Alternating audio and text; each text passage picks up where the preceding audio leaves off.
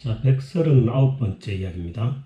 자, 오늘부터 제가 베르디 얘기를 좀 길게 하려고 예정 잡고 있습니다. 우리가 적어도 오페라를 좋아하면서 이 베르디를 제대로 모르고 버벅거릴 수는 없는 거죠. 그동안 몇 편의 오페라를 제가 소개를 해드렸는데 이 베르디의 주요 오페라들을 주제별 테마별로 이렇게 엮어서 차분하게 이제 설명드릴 수 있는 기회를 가지려고 그럽니다. 자, 첫 번째 주제는 이제 베르디 3대 막장 오페라입니다. 우리가 이제 막장 드라마란 얘기를 자주 하잖아요. 막장이라는 뜻을 제가 이렇게 찾아봤더니 이게 사전적인 의미는 이렇습니다. 일반인의 상식으로 이해할 수 없는 일들이라는 거죠. 그러니까 일반인들의 상식으로 이해할 수 있는 게 드라마로 만들어지면 별로 인기가 없겠죠. 그래서 우리나라 드라마들이 막장이라는 이런 요소를 많이 사용하는데, 제가 이제 그 의미에다가 추가로 한다면 이제 이 막장이라는 의미는 그 일반인들이 상식적으로 이해할 수 없는 그런 비윤리적이고 비도덕적인 그런 얘기들을 다룬 거라고 그렇게 표현을 합니다. 이 베르디의 오페라 작품 중에서도 이제 이런 막장을 소재로 한 작품들이 꽤 많습니다. 그 중에서 이제 대표적인 거를 세 편을 제가 한번 모아서 설명을 드리도록 하겠습니다. 첫 번째 막장 소재는 이제 신하의 부인을 사랑하는 겁니다. 그 신하도 보통 신하가 아니고 자신의 충신입니다. 자신을 따르고 자신을 너무나 믿고 따르는 충신의 부인을 사랑하는 이런 이야기가 있습니다. 베르디 오페라 중에서. 두 번째 막장 소재는 이렇습니다. 아버지의 여자를 사랑합니다. 참 이거 기가 막힌 얘기죠. 아버지의 여자면 자기로서는 친엄마가 아니더라도 하여튼 어머니지 않습니까? 의붓어머니. 이런 일이 실제로 벌어졌습니다. 역사적으로. 실제로는 사실 아버지가 먼저 이 여자를 사랑하지는 않았습니다. 자기가 먼저 이 여자를 사랑했는데 왕인 아버지가 이 여자를 왕비로 간택을 하죠. 그러니까 자연스럽게 이렇게 돼버린 거죠. 세 번째 막장 소재는 자신의 사랑하는 연인이 자신의 친아버지를 죽입니다. 그렇게 해서 오랜 시간 동안 그 자기 오빠, 아들의 그 원수를 갚기 위해서 이렇게 따라다니는 그 자기 오빠를 피해서 두 연인이 헤어진 상태로 도주여행을 하는 이런 아주 웃기는 이런 얘기죠. 그 소재로 봤을 때는 우리나라가 드라마로 써도 굉장히 이 센세이셔널하게 풍파를 일으키는 그런 소재들입니다. 이 소재의 내용만 보면.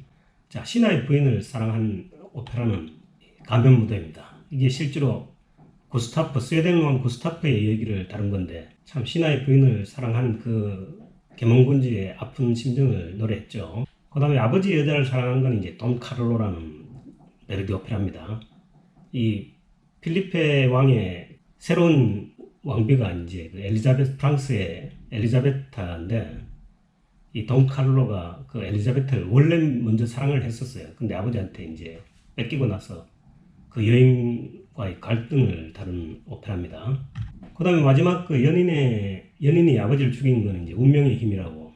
이 아버지가 이제 반대하는 결혼을, 아버지가 이제 그 반대하는 그런 사이인데, 그 아버지를 피해서 이제 귀족의 여인이 야반 도주를 하려고 그러다가 이제 들키게 됩니다. 연인과 함께. 그 실수로, 고의로 죽인 건 아니고요. 실수로 이제 그 연인이 아버지를 죽이고 나서 자기 오빠인, 여기서 이제 돈 카를로가 나오는데, 자기 오빠인 카를로의 추적을 피해서 두 연인이 함께 도망간 게 아니고 따로따로 이렇게 도망가면서 겪는 슬픔, 아픈 그런 이야기입니다.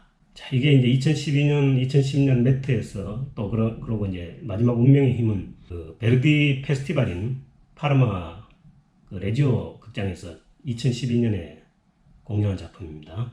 한번 보겠습니다. 자, 이 베르디의 작품 세계를 이렇게 보면은 이게 이제 주요 작품인데, 이 베르디의 작품 세계를 이렇게 낱낱이 이렇게 한번 제가 분석을 해본다면, 이 셰익스피어 원작 작품이 이제 세 개가 있습니다. 맥베스, 너무나 유명한 맥베스, 오텔로, 팔스타프. 이 팔스타프는 이제 그 셰익스피어 원작은 이제 윈즈의 즐거운 아낙네들 이렇게 되는 작품이죠. 이 오페라 부파 작품입니다. 이 세 작품이 있고, 그 다음에 이제 빅토르 위고 작품이 이제 두 작품 있죠. 에르난이라고 이제 그 스페인의 귀족이었었는데 이제 혁명 운동을 하다가 이제 나중에 산적으로 되는데 이 사랑 얘기입니다. 이것도 이제 삼각관계, 사각관계가 되는 이 에르나니하고 이제 리골레토는 이제 그 프랑스 왕의 이제 어떤 여성 행각을 그린 그런 작품인데 환락의 왕 이렇게 표현되죠. 이 두 작품이 있고, 그다음에 이제 그 바리톤이 타이틀롤인 작품. 이게 보통의 이제 일반적인 오페라는 이제 소프라노나 이 테너가 이제 주로 타이틀롤을 맡습니다. 주인공을 맡기도 하고. 타이틀롤이라는 거는 이제 그 오페라의 제목이 시사하는 그 사람을 말합니다. 예를 들면 뭐 리골레토 같은 오페라는 타이틀롤이 리골레토죠. 뭐 이렇게 이제 직접 이름을 거명한 경우도 있고, 예를 들면 일트로바토레는 이제 음유 시인이라는 뜻입니다. 이게 이탈리아어로. 일트로바토레는 음유 시인이 이제 말리코를 얘기하는 거니까 말리코가 타이틀롤이 되는 거죠. 라트라비아타도 이제 춘이 뭐 매춘부 이렇게 해석이 된다면은, 이 원래 동백 아가씨 뭐 이런 식으로 해석이 된다면 이제 비올레타를 의미하는 겁니다. 이런 식으로 이제 그 제목이 시사하는 그 인물을 우리가 타이틀롤이라 그러는데, 물론 타이틀롤이 아닌 그런 작품도 많죠. 뭐 운명의 힘이나 뭐 가면 모드 같은 경우는 사실 타이틀롤이 특정하지 않죠. 그러니까 이제 이 테너나 소프라노가 아닌 타이틀롤 작품이 베르디 작품 중에서 꽤 있습니다. 이 중에서 나부코는 이제 그 왕이죠. 왕 나부코, 그 다음에 리골레토, 시몬 보카네그라 같은 경우는 또 바리톤입니다. 테너가 아닌 남성 타이틀롤이 바리톤이고, 그 다음 우리가 알고 있는 뭐 예를 들면 뭐 신데렐라 같은 경우는 이제 여성 타이틀롤이잖아요. 신데렐라가. 이런 경우는 이제 소프라노가 아니고 이제 메조 소프라노죠. 메조 소프라노가 이제 타이틀롤을 맡고 있는 게 꽤 많습니다. 카르멘도 그렇고 꽤 많죠. 꽤 많은데 그 타이틀롤이 바리톤이나 메조 소프라노가 맡는 그런 작품들도 꽤 있긴 하지만 그래도 이제 절대적으로 숫자는 부족하죠. 그 다음에 더군다나 이제 아주 특이하게 이제 바리톤의 밑에 성부, 베이스가 타이틀롤인 그런 작품도 있습니다. 베르디 작품 중에. 아틸라라고 이제 훈족의 왕으로 이슬람 왕이 이제 사실 유럽을 침략을 하죠. 그래가지고 뭐 유럽에 상당히 많은 그런 영토를 지금 빼앗은 그 아주 역사적인 왕 아틸라의 얘기를 다룬 이야기인데, 이건 이제 베이스가 타이틀롤입니다. 아주 드문 영상이죠. 이 베이스가 타이틀롤인 작품은 언뜻 제가 생각하기에 이 아틸라 말고는 지금 제가 아는 게 별로 없어요.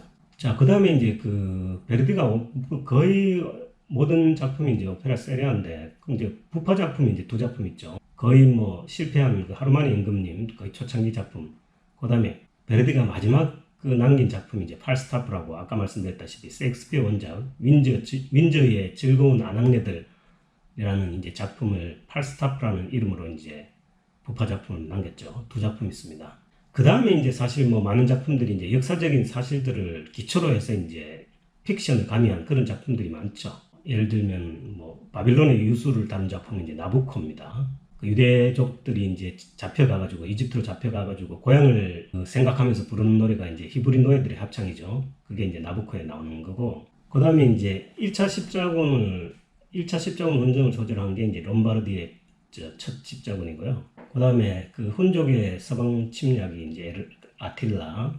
그 다음에 이제 그 아라곤 스페인의 그 아주 가문간의 피비린내 나는 전쟁인 아라곤의 그 전쟁을 다룬 작품이 이제 일트로바토라입니다. 그 다음에 이제 그 시칠리아, 당시에 이제 그 프랑스 영이었던 시칠리아 섬에서 봉기가 일어나서 모든 프랑스인들을 죽이는 그 피해 사륙이 벌어진 그 역사적인 사실을 바탕으로 한 게 이제 시칠리아의 저녁기도. 그 다음에 이제 그 평민으로서 처음으로 이제 그 도시국가의 이제 도제, 총독이 된 그 이야기가 다룬 게 이제 그 시몬 보카네그라입니다. 암살 사건을 다뤘죠. 뭐 이런 식으로 이제 우리가 주제별로 이제 이 베르디 작품들을 나눌 수 있는데, 오늘 이제 제가 얘기할 주제는 1859년에서 이제 67년 연이어 이제 발표한 가면 무드의 운명의 힘 돈카를로, 자 3대 막장이라고 이제 제가 이제 이름 붙여진 이 작품들을 제가 이제 우선 시리즈로 소개를 먼저 드리겠습니다. 사실 이 작품이 이렇게 나온 거는 어떻게 보면 이제 베르디가 일단 전성 시기는 어느 정도 지났죠. 리골레토, 일트로바토레라, 트라비아타를 발표하고 나서 뭐 무르익을 대로 무르익은 이제 그 베르디의 작품 세계가 그 뒤에 이제 좀 뜸해지는 그런 상태가 사실 바그너의 이제 맹활약하던 시기와 좀 겹칩니다. 뭐 심리적으로 이 스포트라이트가 이제 자신에게서 다른 데로 옮겨가는 그런 상황을 아마 목도하면서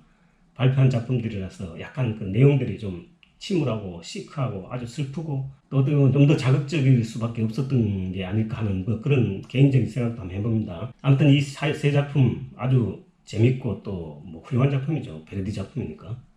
이 작품들에 대해서 내가 얘기를 해보도록 하겠습니다. 자, 이 3장 막장 오페라의 이제 대충 이제 스토리를 이제 보면, 가면 무드에는 이제 이 구스타프 3세라고 이제 스웨덴의 계몽군주입니다. 계몽군주라는 건 이제 뭐 국민들을 사랑하고 뭐 이런 형태로 뭔가 또 새로운 개혁을 꿈꾸고 이런 참신한 생각을 갖고 있는 군주들이죠. 근데 이제 이게 국민들한테 인기가 있으면 괜히 이제 상대적으로 이제 귀족들한테는 인기가 없습니다. 귀족들의 어떤 권리들을 국민한테 돌려주는 그런 내용들이 많으니까. 근데 이제 실제로 그게 이제 그 팩트고요. 거기다가 이제 이 베르디가 이제 한 가지 추가한 얘기가 자기의 충신인 부인을 사랑하면서 겪는 그 아픔, 그 아픔을 주제로 다룬 그런 오페라입니다. 결국 그 자기네 충신한테 이제 죽음을 당하게 되죠. 이게 가면 무대고, 이 돈 카를로는 이제 엘리자베타 그 공주를 사랑하던 그 돈 카를로가 그 엘리자베타가 자기 아버지의 어떤 그 여인으로, 아버지의 부인으로 이제 정치적인 어떤 그 목적에 의해서 결혼을 두 사람이 하게 되면서 자연적으로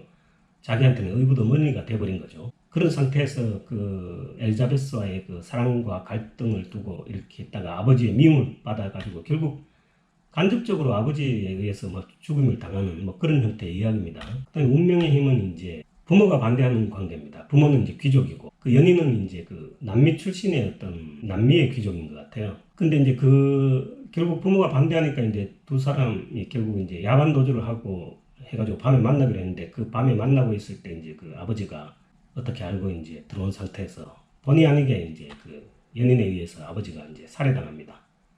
이러니까 이제 아버지를 죽인 원수가 된 그 아들 레오노라의 오빠가 되죠. 오빠가 이제 이름이 돈카를로인데 이 돈카를로가 이제 아버지를 죽인 원수를 이제 쫓아다니고 이 두 연인은 헤어진 상태로 뭐 여기저기를 전전하면서 겪는 아픔과 그 고통 뭐 결국은 굉장히 슬프게 끝나죠. 뭐 그런 이야기입니다. 자, 이제 제가 선택한 세계 속의 영상은 이제 가면 무도회는 이제 뉴욕 메트로폴리탄에서 2012년 공연한 작품이고요. 우리가 믿고 보는 이제 이 드라마티코 소프라노가 나옵니다. 솜드라 라드바노프스키, 엘리자베스 여왕으로 나왔던 여성이죠. 그다음에 돈 칼로는 이제 메트에서 2010년 공연한 작품인데 이 로베르토 알라냐 프랑스 테너가 출연을 합니다.